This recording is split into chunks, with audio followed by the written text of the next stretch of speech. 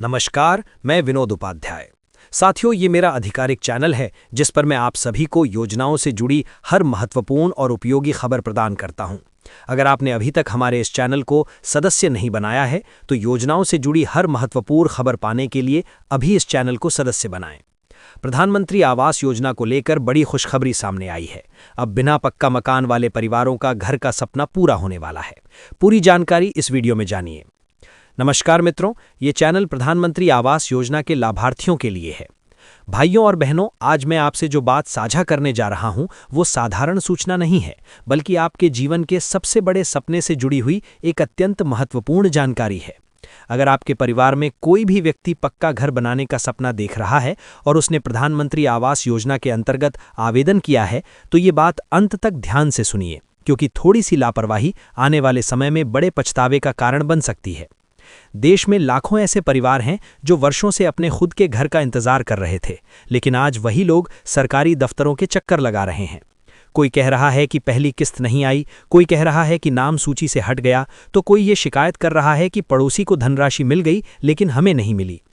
इसी भ्रम और परेशानी को दूर करने के लिए मैं आपको हर बात बिल्कुल स्पष्ट और सरल भाषा में समझाने वाला हूं, ताकि बाद में आप ये न कहें कि हमें किसी ने बताया नहीं था।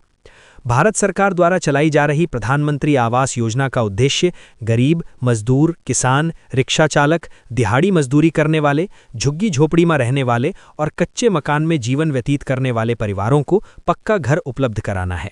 ये योजना 2 भागों में लागू की गई है। ग्रामीण क्षेत्रों के लिए प्रधानमंत्री आवास योजना ग्रामीण और शहरी क्षेत्रों के लिए प्रधानमंत्री आवास योजना शहरी। दोनों योजनाओं का लक्ष्य एक ही है, लेकिन सहायता राशि और प्रक्रिया में थोड़ा अंतर हो सकता है। ग्रामीण क्षेत्रों में रहने वाले लाभार्थियों को लगभग 1 लाख तक की सहायता दी जाती है, जो 3 किस्तों में वितरित होती है। पहली किस्त सामान्य रूप से 40,000 से 50,000 रुपए के बीच होती है, हालांकि कुछ राज्यों में ये राशि थोड़ी भिन्न हो सकती है। वहीं शहरी क्षेत्रों में सहायता राशि कई स्थानों पर 1 लाख रुपए या उससे अधिक भी हो सकती है, लेकिन ये पूरी तरह संबंधित परियोजना और राज्य के नियमों पर निर्भर करता है। ये समझना बहुत आवश्यक है कि सरकार पूरे देश में एक साथ धनराशि जारी नहीं करती। धनराशि चरणबद्ध तरीके से भेजी जाती है, पहले कुछ राज्यों में, फिर कुछ जिलों में और उसके बाद चयनित गांवों या वार्डों में। इसलिए अगर आपके पड़ोसी के खाते में धनराशि आ गई है और आपके खाते में अभी तक नहीं आई, तो इसका मतलब ये नहीं कि आपका नाम हट गया है, लेकिन इसका ये अर्थ भी नहीं कि आप निश्चिंत होकर बैठ जाएं। कई राज्यों के विभिन्न जिलों में पहली किस्त जारी की जा चुकी है। बिहार, उत्तर प्रदेश, मध्य प्रदेश, राजस्थान, झारखंड, छत्तीसगढ़, पश्चिम बंगाल और असम जैसे राज्यों के अनेक जिलों में हजारों लाभार्थियों के खातों में राशि भेजी जा चुकी है, लेकिन हर जिले में हर व्यक्ति को धनराशि नहीं मिली है। केवल उन्हीं लोगों को किस्त मिली है जिनका सत्यापन पूरी तरह सही पाया गया है। अब प्रश्न उठता है कि जिनके खाते में धनराशि नहीं आई, उनके साथ समस्या कहाँ हुई? सबसे बड़ा कारण आधार कार्ड और बैंक खाते का आपस में जुड़ा ना होना है। यदि आधार बैंक खाते से जुड़ा नहीं है, तो सरकार द्वारा भेजी गई राशि बैंक में रुक सकती है या वापस लौट सकती है।